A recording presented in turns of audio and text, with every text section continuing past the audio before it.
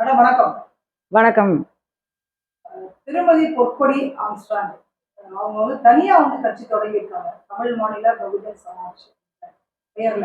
நீங்க ஒரு பெண்ணா எப்படி பாக்குறீங்க? அதுவும் பாஜக கட்சியில் இருக்கிறீங்க. உங்களுடைய பார்வை.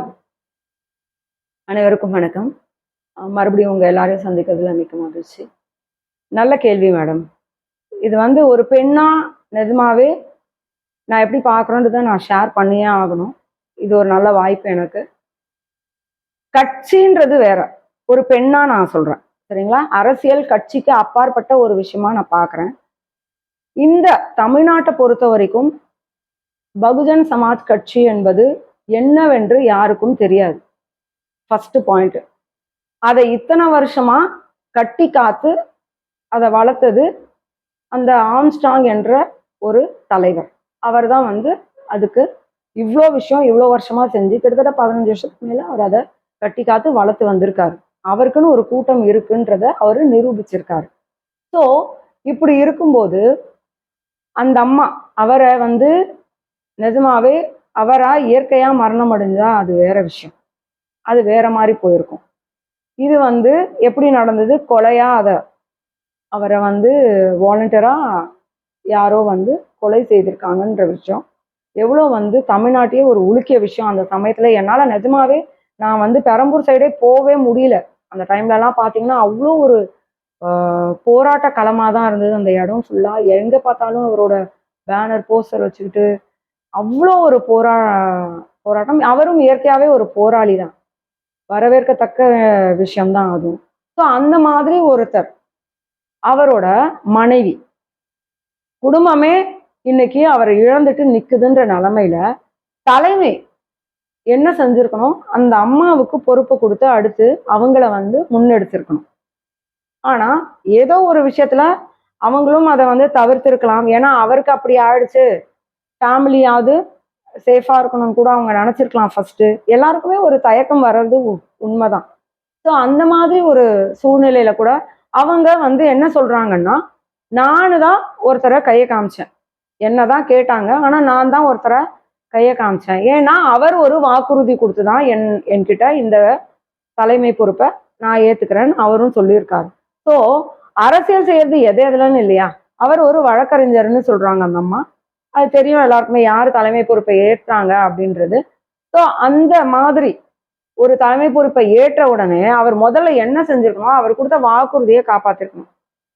ஸோ அரசியல்வாதினாவே வாக்குறுதிகள் காணல் நீராதான் போகும் அப்படின்றத மறுபடியும் நிரூபிச்சு அவரு அவங்கள வருத்தத்திற்கு உள்ளாக்கியிருக்காரு. ஒரு பெண் சிரிச்சா அழகாதான் இருக்கும், சரிங்களா? ஆனா அவ சீரும் பாம்பா மாறுறது இந்த சமூகத்தால தான். அதை சமூகம் நல்லா புரிஞ்சுக்கணும். அவளை போற போக்குல அவளை அமைதியா விட்டுட்டா அவ எதுவும் செய்ய மாட்டான். அவளை சீண்டி பார்த்து அவளை ஏதாவது செய்யணும்னு நினைச்சா அவ சீரும் பாம்பா படம் எடுத்தாள்னா இந்த சமூகம் தாங்காது.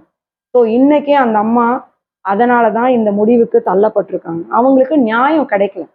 அரசாங்கமும் ஒன்றும் செய்யல, கட்சியிலையும் ஒன்றும் செய்யல, கட்சியில சுத்தி இருக்கிறவங்களே துரோகம் செஞ்சுட்டாங்கன்றதுதான் அவங்களோட மன வருத்தம்.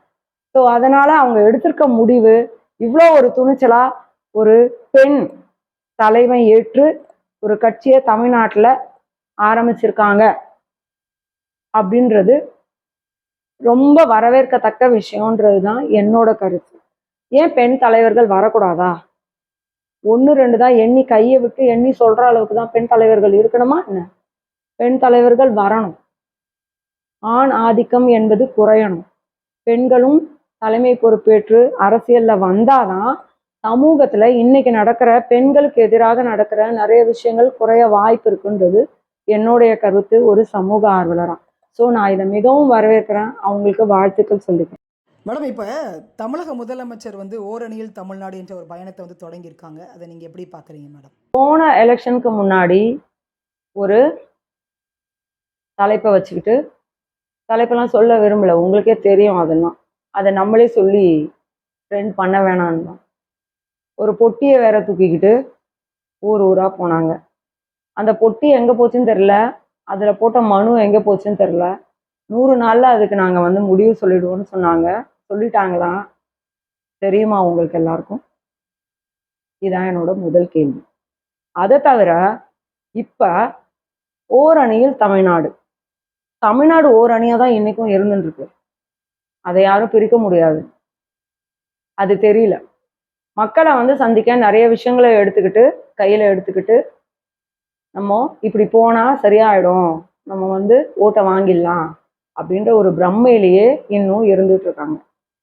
ஆனா இப்போ ட்ரெண்ட் ஆயிட்டு இருக்க ஹேஷ்டாக் பார்த்தா பாய் பாய் ஸ்டாலின். இது வந்து ஏன் ட்ரெண்ட் ஆகுது? அப்போ ஓரணியில் தமிழ்நாடுன்னு இவர் ஒரு பக்கம் கிளம்பி போயிட்டு இருக்காரு. அப்ப யார் இந்த பாய் பாய் சொல்றது? இங்க மக்கள் அப்போ வந்து யோசிக்க ஆரம்பிச்சிட்டாங்கன்றது இதுல வந்து நமக்கு தெரிய வருது. மக்கள் மாற்றத்தை நோக்கி நகர்றாங்கன்றதும் நம்ம புரிஞ்சுக்க வேண்டிய ஒரு விஷயம். ஸோ இதனால வந்து இவங்க கொண்டு வந்த அந்த அறிக்கை, தேர்தல் அறிக்கை என்ன ஆச்சுன்னு தெரியாது, அந்த பொட்டி எங்க போச்சுன்னு தெரியாது. ஆனா கிட்டத்தட்ட தேவையில்லாத துர்மரணங்கள், தேவையில்லாத பாலியல் வன்முறைகள், தேவையில்லாத பயங்கரமான ஊழல், 2G எல்லாம் போய் இப்போ 5G ஊழலா நடந்துகிட்டு இருக்கு. இதை நான் சொல்லிதான் தெரியணும் மக்களாகியவங்களுக்கு கிடையாது. ஸோ இந்த மாதிரி சூழல்ல நமக்கு இந்த அரசு தேவையா அப்படின்ற முடிவெடுக்கிற நிலைமையில நாம தள்ளப்பட்டிருக்கோம். புரியுதுங்களா? ஏன்னா நிறைய திட்டங்கள், மக்களுக்கு தேவையான நலத்திட்டங்கள் அத்தனையுமே மறுக்கப்பட்டிருக்கு. இப்பதான் ஒன்னொன்னா கிணத்துல போட்ட கல் மாதிரி இருந்ததெல்லாம் தோண்டி தோண்டி எடுத்து நாங்க அதை பண்றோம், இதை பண்றோம், லேப்டாப் தரோம் குழந்தைங்களுக்கு. முன்னமே இது வந்து எத்தனை ஆண்டு காலமா நடந்துகிட்டு இருக்கு நம்ம தமிழ்நாட்டுல. இப்பதான் சொல்றாங்க 3 வருஷம் கழிச்சு. அப்ப இத்தனை வருஷம் என்ன பண்ணாங்க? அந்த திட்டம் ஏன் நடக்கல? புரியுதா? எதையோ சொல்லி ஏமாத்து வேலையை பண்ணி மக்களை எப்படியாவது ஓட்டு போட வச்சிடலாம்னு நினைச்சா மக்கள் இனியும் மயங்க தயாரா இல்லை அப்படின்றதான் இந்த ஹேஷ்டாக் நமக்கு புரிய வைக்குது. ஸோ நானும் இதை ட்ரெண்ட் பண்றேன், நீங்களும் இதை ட்ரெண்ட் பண்ணுங்க. சரியா? நல்ல அரசு அமையணும்னு என்ன முடிவெடுத்து நல்ல முடிவா போடுங்க. நீங்க அதை வெளிப்படுத்துறது எதுலன்னா உங்களுடைய உரிமை, ஒரே உரிமை ஓட்டுரிமை தான். அதுல மனம் மயங்கிடாதீங்க மக்களே. டாஸ்மாக் குறைப்பேன் நாங்க குறைச்சாங்களா? உங்களை எல்லாரையும் போதையில தான் அலைய விட்டுட்டு இருக்காங்க. சரியா? நீங்க போதையில இருந்தா தானே அவங்க சொல்றதை கேட்டுட்டு என்ன பண்ணணும்ன்றத நீங்க அப்படியே பண்ணுவீங்க. ஸோ இந்த மாதிரி ஒரு விஷயமும் நீட்டை ஒழிப்பேன் நாங்க ஒழிச்சாங்களா? இல்லை. எத்தனை மரணங்கள் அதனால, எத்தனை குழந்தைகள் வந்து சூசைட் பண்ணிக்கிட்டாங்கன்றது நீங்க தான் சொல்லணும். ஸோ இந்த மாதிரி ஒரு விஷயத்துக்கும் எந்த முடிவுமே சொல்யூஷன் அப்படின்றது இல்லாம என்ன ஏதாவது ஒன்று காமிச்சு படம் ஓட்டலான்னா முடியாது.